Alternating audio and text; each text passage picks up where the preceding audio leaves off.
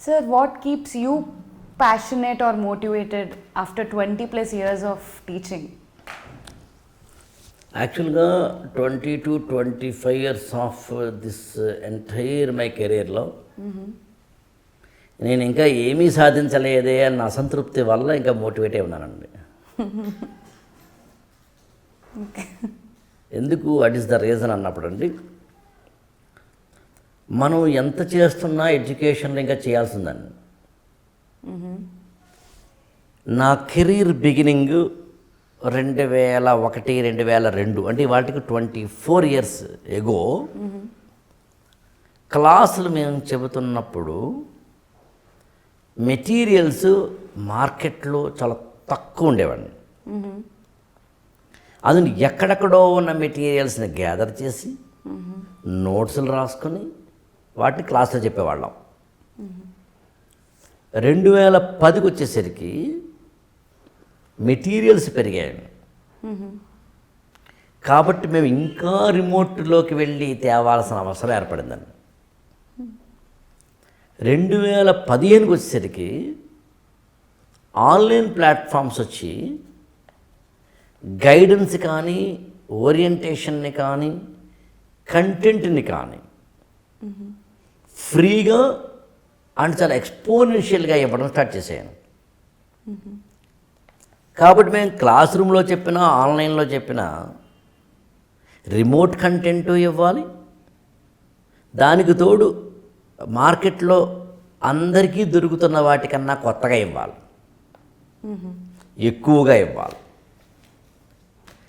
ఈ 2020లో కోవిడ్ లాక్డౌన్లో వచ్చిన తర్వాత డిజిటల్ ప్లాట్ఫామ్స్ విపరీతంగా పెరిగిపోయినాయి.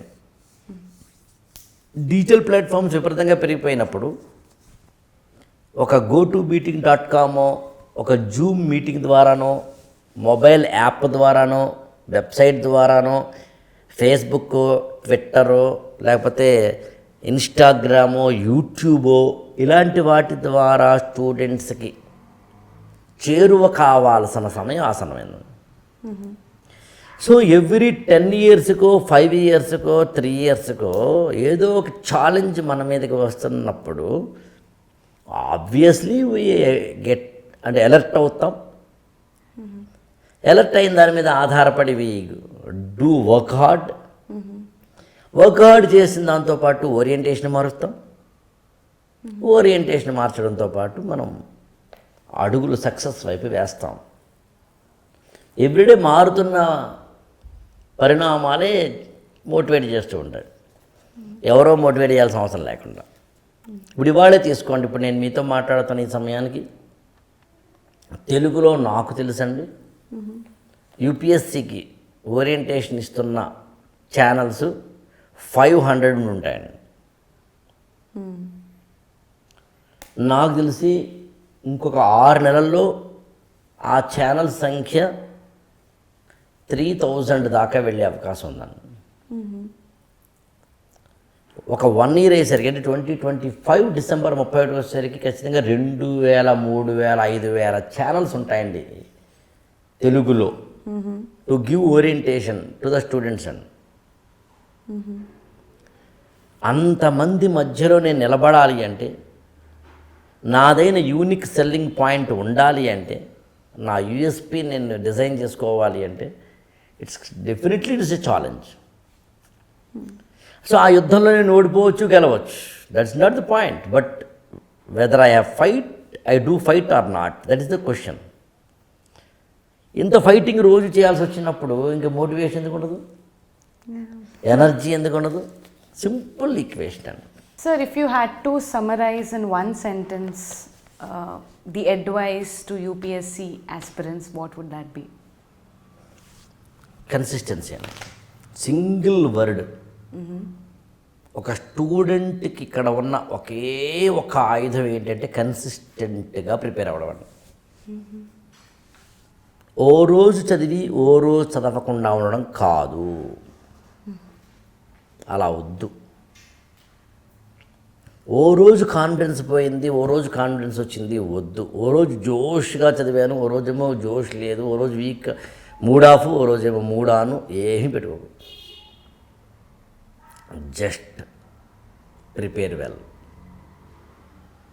కన్సిస్టెన్సీలోనే కాన్సన్ట్రేషన్ వస్తుందండి, కన్సిస్టెన్సీలోనే కాన్ఫిడెన్స్ వస్తుందండి, కన్సిస్టెన్సీలోనే మెమరీ వస్తుందండి, కన్సిస్టెన్సీలోనే ప్రిపరేషన్ వస్తుందండి, కన్సిస్టెన్సీలోనే ప్లానింగ్ వస్తుందండి, కన్సిస్టెన్సీలోనే స్ట్రాటజీ వస్తుందండి. సో నిరంతరము దాన్నే తపించు, ధ్యానించు, ధ్వనించు. తపన కన్సిస్టెంట్గా ప్రిపేర్ అవ్వబ్బా. డైలీ చదువు. నువ్వు రోజు అడుగులు ముందుకు వేసుకెళ్తుంటే అది కాశీకో కాటికో ఏదోటేదో అవుతుందిగా. ఉన్న చోటనే ఉండిపోకుండా అయితే ఉంచుతుందిగా అది. అందుకే నువ్వు అడుగులు వేసావా లేదా అంత పైన. Is where the platforms like Connected also come in place. Exactly. They keep you consistent on your path. మిమ్మల్ని కన్సిస్టెంట్ పాత్రలకు తీసుకెళ్లేందుకే చేసే ప్రయత్నాలు. అయితే ఇక్కడ ఇంకో విషయం చెప్పాలి మీకు. అదేంటంటేనండి, స్టూడెంట్స్కి ఎందుకు కన్సిస్టెన్సీ పోతుందండి? ఇప్పుడు ఒక స్టూడెంట్ చదవాలి, ఆయనకి ఉంటుంది పాపం, ఆమెకి ఉంటుంది, కానీ ఎందుకు చదవలేకపోతున్నారండి చెప్పమంటారా? సింపుల్ ఈక్వేషన్స్ అండి. ఒకటి సైకలాజికల్ ఇష్యూస్ అండి, మూడ్ ఆన్ మూడ్ ఆఫ్లు.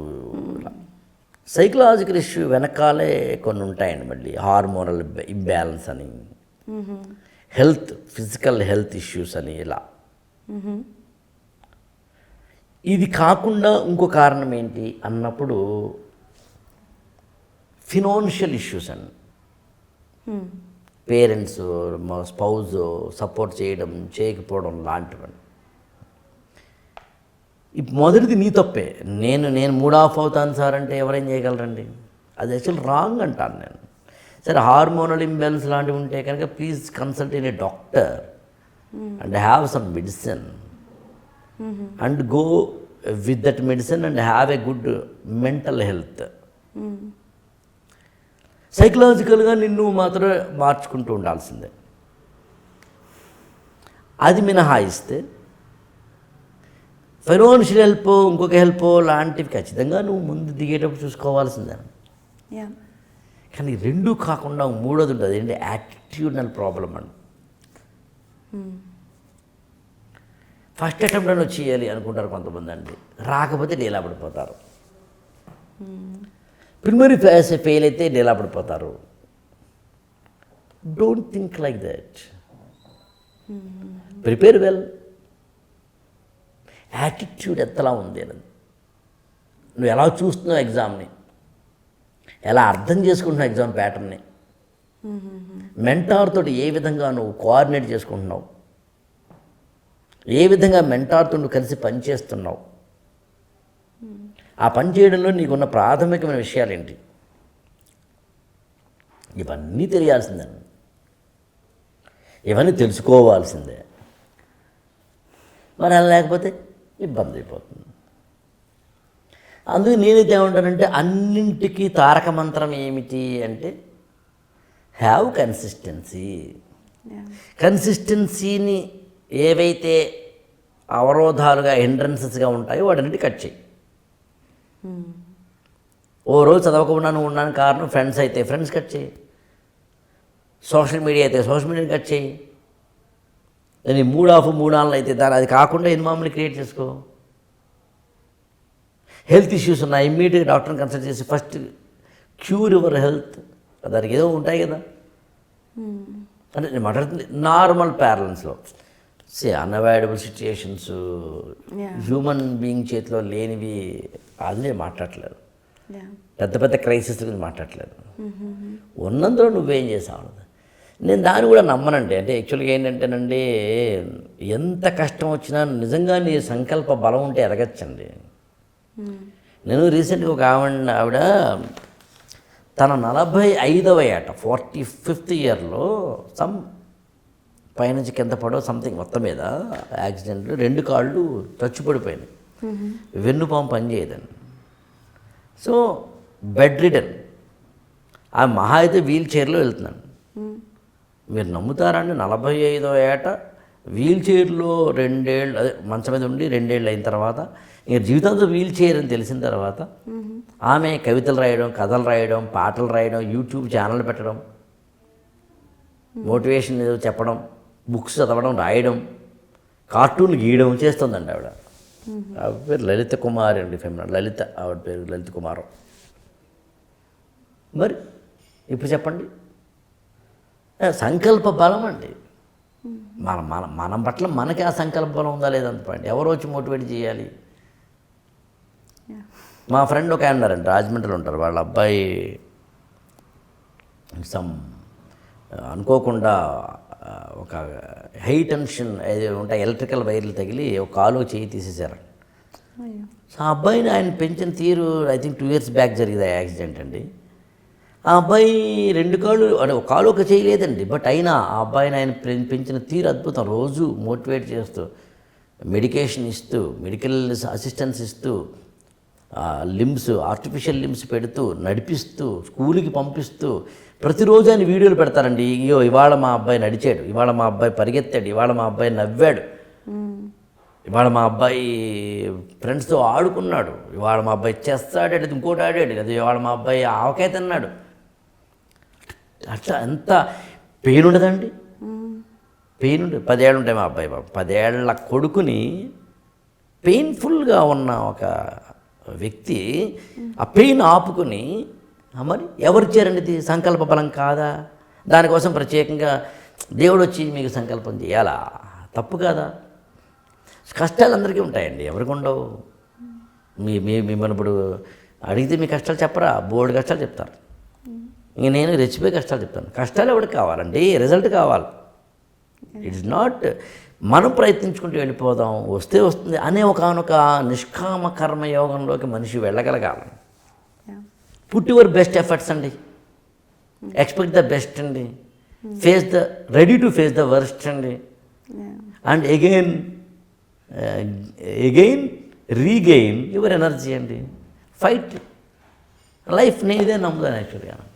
నా 25 సంవత్సరాల ఈ కెరీర్లో కూడా నా సెట్ బ్యాక్స్ అలాగే ఉన్నాయండి. ఐ నెవర్ హ్యావ్ ఎనీ చాలా అంటే పాత్ ఆఫ్ రోజెస్ ఏం కాదు. ఇట్స్ వెరీ బట్ ఎక్కడి నుంచి వస్తున్న స్పిరిట్ అంటే ఒకటే, మనం తెచ్చేంత వరకు మనదైన యూనిక్నెస్ని చూపించాలి, కాంట్రిబ్యూషన్ ఇవ్వాలి. ఇవ్వాలంటే ఏం చేయాలి?